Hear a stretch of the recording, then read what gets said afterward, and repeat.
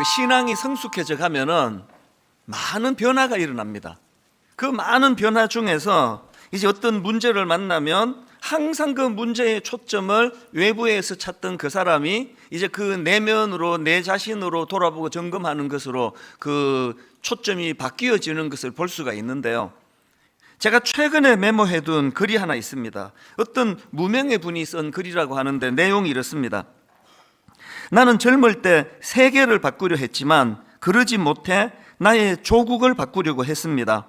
하지만 그것도 쉽지 않아 내가 살고 있는 마을이라도 바꾸려 했지만 그렇게 하지 못했습니다.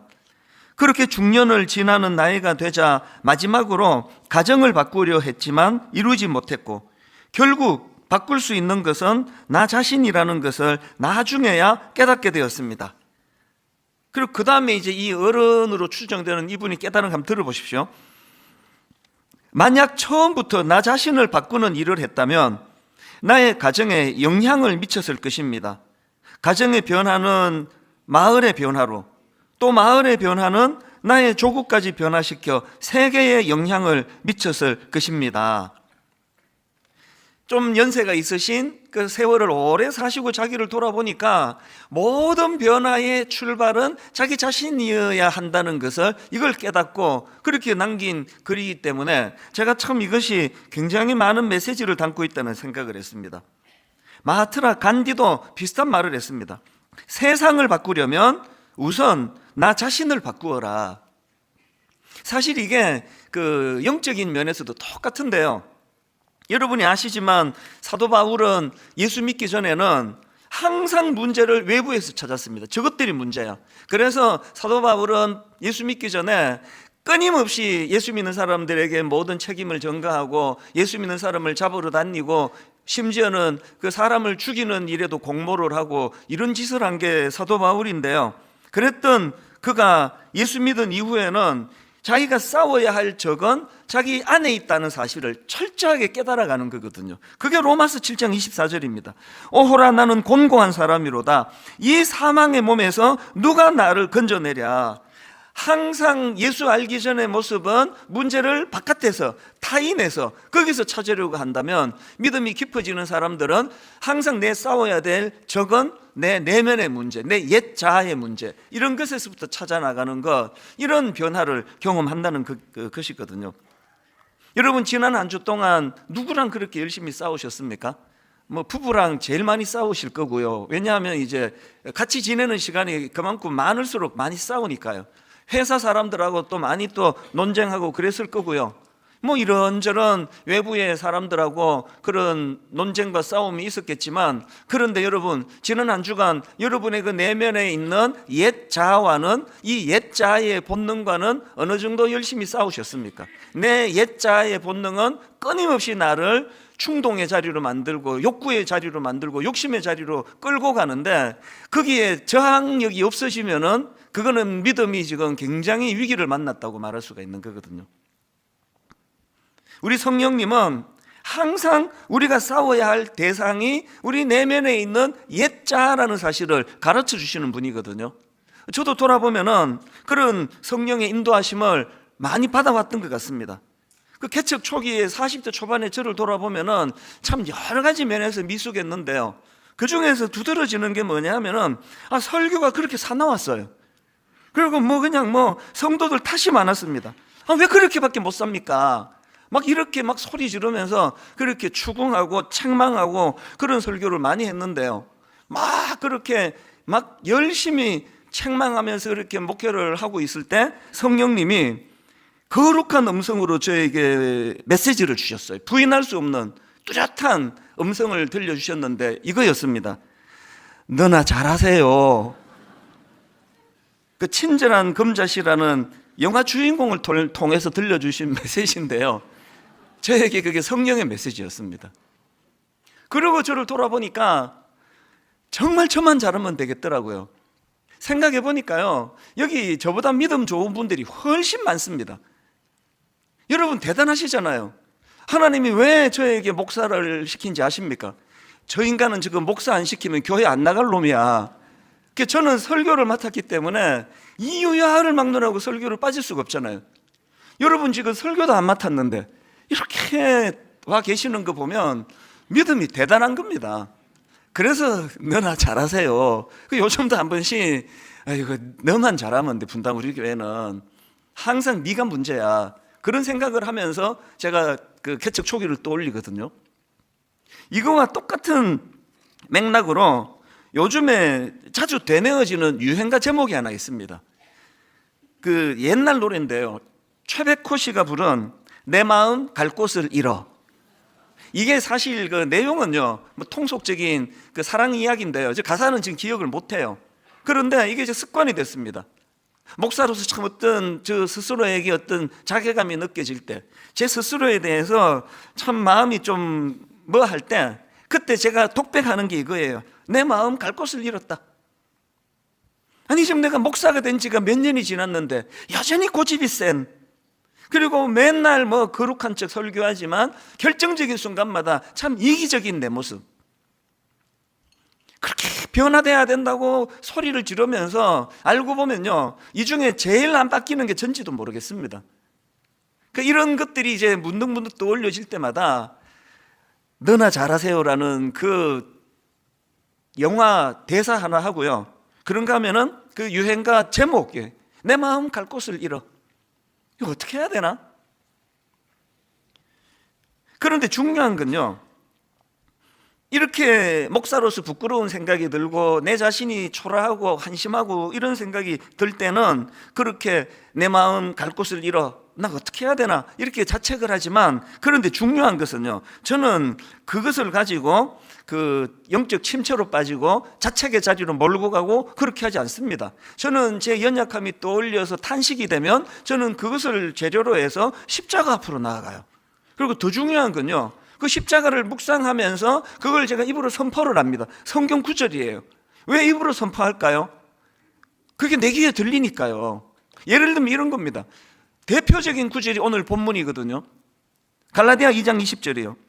내가 그리스도와 함께 십자가에 못 박혔나니 그런즉 이제는 내가 사는 것이 아니요 오직 내 안에 그리스도께서 사시는 것이라. 이거 왜 제가 독백하고 제게 들려주겠습니까? 내가 그리스도와 함께 십자가에 못 박혔나니 너의 옛 자아는 죽었다, 그렇게 선포해라. 그리고 그 다음에 또 갈라디아 5장 24절, 그리스도 예수의 사람들은 육체와 함께 그 정욕과 탐심을 십자가에 못 박았느니라. 언제 제가 이 말씀을 되뇌고 선포할까요? 정욕과 탐심이 내 안에 스물스물 기어오를 때. 여기서 정욕은요, 꼭 뭐 성적인 충동 이런 것만이 아니에요. 하나님께서 우리에게 허락하신 그 소중한 그 외에는 다 정욕입니다. 하나님이 우리에게 허락하신 것 말고는 다 탐심이에요. 내가 이렇게 큰 교회 내가 담임 목사인데 이 교회를 이용해가지고 내가 더 유명해지고 내가 이 교회 재정을 가지고 내가 하고 싶은 일들을 하고 이런 것들이 기어 올라오면은 그건 어떻게 해야 돼요? 눌러야 되잖아요. 싸워야 되잖아요. 그 못된 옛자가 꿈틀꿈틀거리면 그리스도 예수의 사람들은 육체와 함께 그 정욕과 탐심을 십자가에 못 박았느니라. 고린도전서 15장 31절도요. 형제들아, 내가 그리스도 예수 우리 주 안에서 가진 바 너희에 대한 나의 자랑을 두고 단언하노니 나는 날마다 죽노라. 이건 액자로 해서 큰 액자로 그 제 사무실에 붙어 있습니다. 그런가 하면은 고린도전서 1장 18절이요. 십자가의 도가 멸망하는 자들에게는 미련한 것이요 구원을 받는 우리에게는 하나님의 능력이라. 여러분, 제가 너나 잘하세요, 또 내 마음 갈 곳을 잃어, 목사가 뭐가 이래, 이런 자괴감이 들 때 그것을 가지고 영적 침체로 몰고 가지 않고 제가 십자가로 간다 그랬잖아요. 십자가를 묵상하는 재료로 쓴다 그러잖아요. 왜 그렇습니까? 이상하게 세상 사람들은 자꾸 십자가를 미련한 것이라 그러는데 알고 보면요, 이 십자가는 우리 인생의, 우리 삶의 지혜예요. 그리고 우리 삶의 능력이에요. 그래서 십자가를 묵상하는 거죠. 그리고 입으로 그걸 자꾸 되뇌는 거거든요. 여러분, 우리가요 이제 부활주의를 앞에 놓고 정말 부활의 가슴 벅찬 기쁨을 맛보고 싶다면 십자가를 붙들어야 돼요. 십자가를 묵상해야 돼요. 이 십자가가 우리 삶에 부활의 기쁨과 연결하는 너무나 소중한 구원의 재료였기 때문에, 그리고 우리 삶의 지혜가 되기 때문에, 그리고 우리 삶의 이 십자가 원리는 우리 삶의 능력이 되기 때문에, 그래서 여러분, 우리가 살아가면서 계속 이 십자가를 묵상하고 또 묵상한 십자가를 입으로 선포하고, 자기 혼자 있을 때 선포하는 건 자기 귀에다가 들려주는 거고요, 둘이 대화할 때 들려주면 그 상대방을 위해서 들려주는 거예요. 이렇게 십자가를 묵상하고 선포하는 일이 일어나기를 원합니다. 그래서 제가 오늘은요, 이 십자가를 묵상하는 것이 중요한데, 이 십자가를 묵상할 때마다 두 가지 질문을 던지라는 겁니다. 이 두 가지 질문, 그 중에 첫 번째가 이겁니다. 이 질문 하셔야 됩니다. 나의 옛자아가 죽었음을 믿고 선언하고 있는가? 나는 옛자아가 죽었음을 믿는다. 나는 이 옛자아가 죽었음을 내 삶 속에서 선언한다. 이 질문을 자꾸 하셔야 되는 거거든요.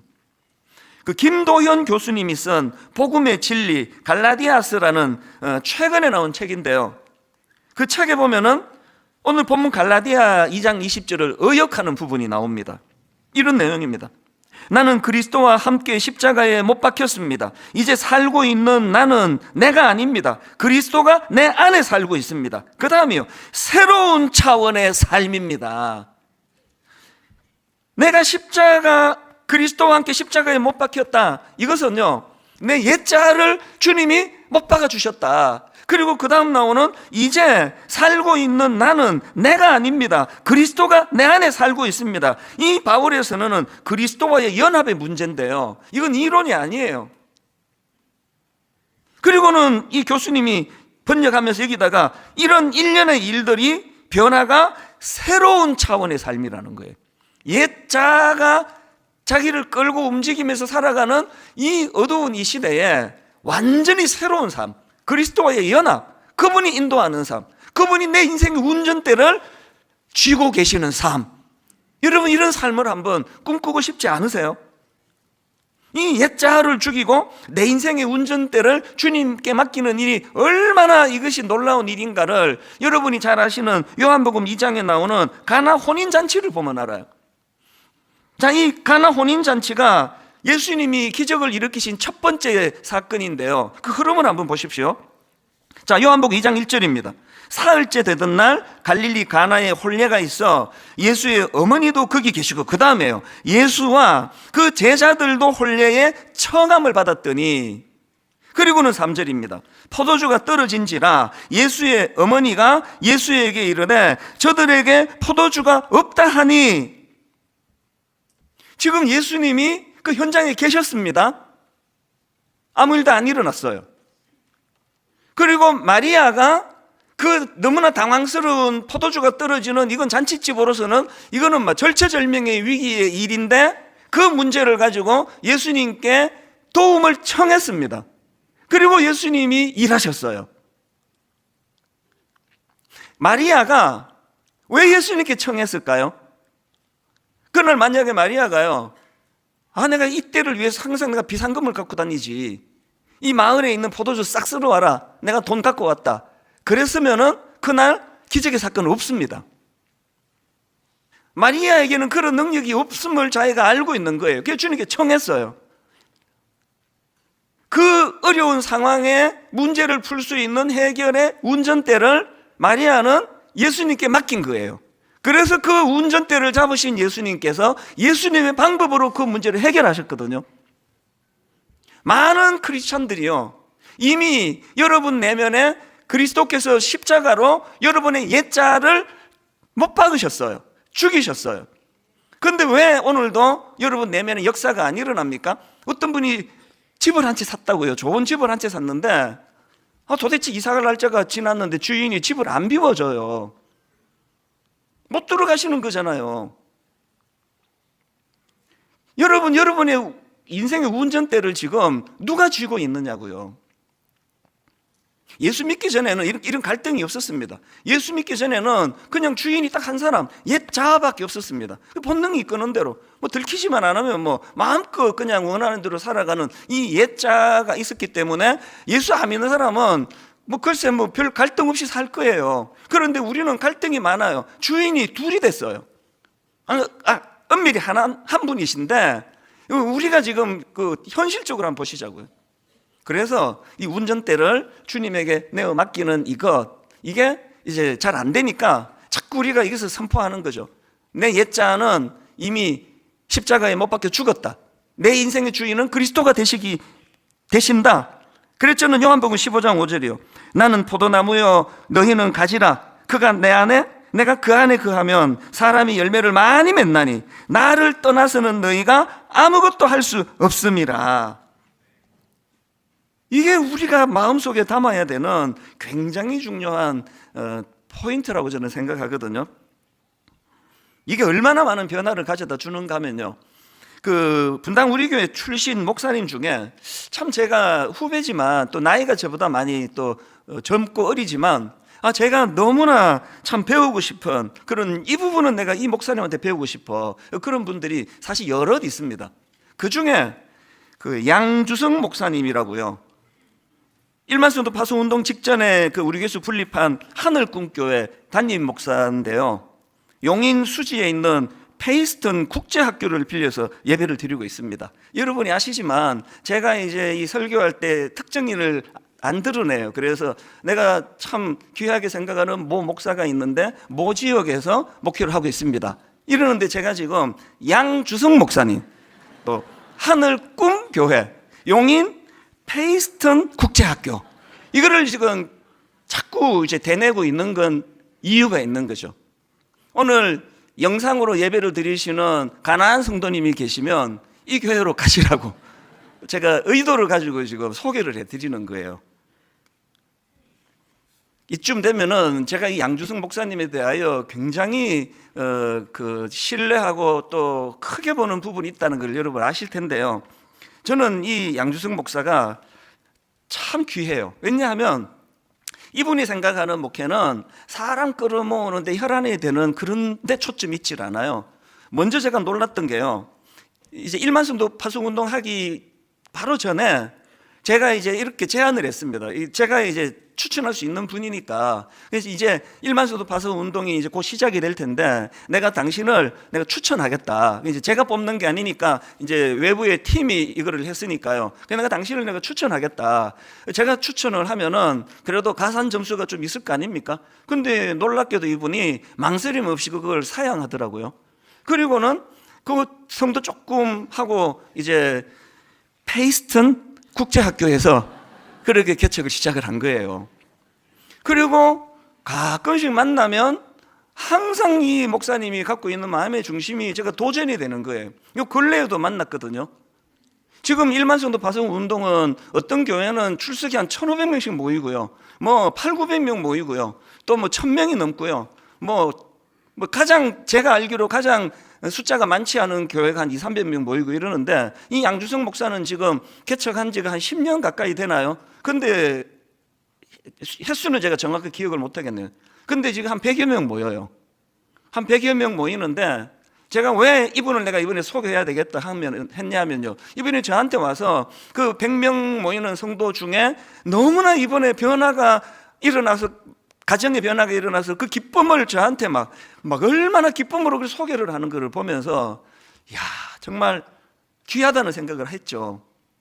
그 내용이 이래요. 이게 이제 오늘 본문과 연결되는, 지금부터가 이제 연결되는 이야기인데요. 그 자기 교회에 그 권사님이 계시는데요, 이 권사님이 이제 큰 기도 제목이 있는 거라는 거죠. 그 권사님의 남편은 어떤 분인가 하면은 여러분 그 TV 프로그램 중에 나는 자연인이다, 예, 거기 출연하실 수 있는 분이에요. 그래서 이분은 이제 시골에 집을 나와서 시골에서 풍산개를 키우고 농사를 짓고 그렇게 살고 계시는 분이에요. 그러니까 아내 입장에서는 이제 이 남편이 이제 집으로 다시 들어오기를 그렇게 얼마나 간절히 기도하는지 모릅니다. 간절히 기도했더니 너무나 감사하게도 작년 12월 달에 그 기도가 응답이 된 겁니다. 그래서 이제 자연인 생활을 다 정리하고 이 집으로 들어오셨어요. 근데 그것이 너무 기뻤는데 진짜 기쁜 건 지금부터입니다. 이 남편이 너무나 변해서 온 거예요. 그 이전에 아들하고 좀 갈등도 있고요, 다툼도 있고 그랬는데 이 아버지가 너무나 성숙해지시니까 이제는 뭐 그 아들하고 뭐 다툴 일이 없잖아요. 관계가 너무 좋아졌대요. 그리고 뭐 뭔 잔소리를 해도 그거 뭐 허허 그러면서 이제 다 용납이 되는 거죠. 그 제가 맥락은 잘 모르겠지만요. 뭐 추측건데 그 권사님, 아내 권사님이 물었겠죠. 아니 당신 뭐 어떻게 이렇게 변했냐고 뭐 그렇게 물었겠죠. 그랬더니요, 그 남편 집사님이 이렇게 대답을 하셨어요. 자기가 변한 요지를 이렇게 말했습니다. 내가 죽고 주님이 살기 때문에 그렇다. 내가 죽었는데 죽은 사람이 뭘 반응을 하냐, 그런 이야기를 했대요. 이게 지금 오늘 본문에서 말하는 그 내 옛자는 못 박혀 죽었다, 그 얘기인데요. 이걸 저처럼 입으로만 하는 게 아니라 이분은 삶으로 검증을 받고 왜 그러냐고 질문하니까 이 답을 주는 거거든요. 이걸 우리 양주승 목사님이 페이스턴 학교에서 목회를 하는 용인에 있는 이 양주승 목사님이 그 사실을 너무 기뻐하는 거예요. 저랑 비교하면서 저 자신을 참 한심하게 생각했습니다. 저는 우리 성도님이 뭐 어떻게 변하는지, 뭐 자연인이 몇 명이나 되는지 뭐 하나도 몰라요. 목회가 재미가 없죠. 그냥 뭐 학원 강사 같아요, 저는. 근데 이 양 목사님이 그 한 성도와 한 가정의 변화에 대하여 너무너무 기뻐하는 거예요. 이런 교회는 제가 모르겠습니다. 뭐 교회의 내막은 또 어떤지 모르지만 적어도 겉으로 보기에 참 건강한 교회다. 여러분, 분당 우리 교회 안에서도 정말 이런 내가 그리스도와 함께 십자가에 못 박혔다, 내 옛자는 죽었다, 나는 이제 그리스도가 내 인생의 운전대를 맡고 계신다. 아까 그 남편분 말씀이요, 아니 죽었는데 뭔 말을 내가 하겠어. 죽었는데 뭔 말을 하겠어. 이 옛자가 죽은 사람이 갖고 있는 모습이라고 한다면, 이번 고난주간 동안에 우리가 십자가를 묵상하면서 계속 이 질문을 던지시면 좋겠습니다. 나는 나의 옛자가 죽었음을 믿고 선언하는가? 그런가 하면 두 번째 질문이 있는데요, 우리가 십자가를 묵상하면서 이 질문을 하셔야 돼요. 내 삶은 새로운 방향으로 나아가고 있는가? 근데 제가 강조하려고 거기다 관로를 앞에다가 뒀지 않습니까?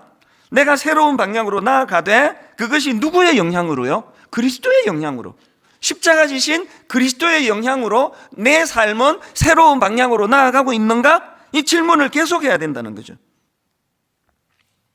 갈라디아 2장 20절 하반절입니다. 이제 내가 육체 가운데 사는 것은 나를 사랑하사 나를 위하여 자기 자신을 버리신 하나님의 아들을 믿는 믿음 안에서 사는 것이라. 제가 아까 김도영 교수님의 2장 20절 앞부분만 제가 읽어드렸는데요, 이분의 의역을 전체로 한번 읽으면서 요점을 한번 찾아보세요. 2장 20절 이렇게 의역했습니다. 나는 그리스도와 함께 십자가에 못 박혔습니다. 이제 살고 있는 나는 내가 아닙니다. 그리스도가 내 안에 살고 있습니다. 새로운 차원의 삶입니다. 삶의 근원과 방향이 바뀌었습니다. 지금 육신 안에 살고 있는 나의 삶은 나를 사랑하셔서 나를 위하여 자기 자신을 버리신 하나님의 아들의 신실함으로 살아가는 것입니다. 이분 학자거든요. 내 믿음을 그리스도의 신실함이라고 번역을 했습니다. 내 믿음이 내가 열심을 해서 만들어지는 게 아니고 나를 사랑하사 나를 위하여 십자가 지신 그분의 신실함으로 만들어진 게 내 믿음이에요. 이 낯가쉽게 그 신실하신 주님이 아니고는 제가 뭐 목사 노릇을 제대로 하겠냐고요. 맨날 그 유행가 제목이나 떠올리고 살고 이런 나 같은 게 말이죠. 이런 나 같은 것도 손색 없이 목회할 수 있도록 해주시는 그 동력은 내 믿음이 아니라 그리스도의 신실하심이 신실하심. 그러면서 이분이 너무나 탁월하게 번역하면서 이런 것이 새로운 차원의 삶이라는 거죠. 여러분, 이 교수님의 이 풀이와 연결되는 말씀이 있는데요, 고린도후서 5장 15절입니다. 그가 모든 사람을 대신하여 죽으시면 살아있는 자들로 하여금 다시는 그들 자신을 위하여 살지 않고. 오늘 여러분, 우리 시대는 제가 요즘에 가끔씩 말씀드리잖아요.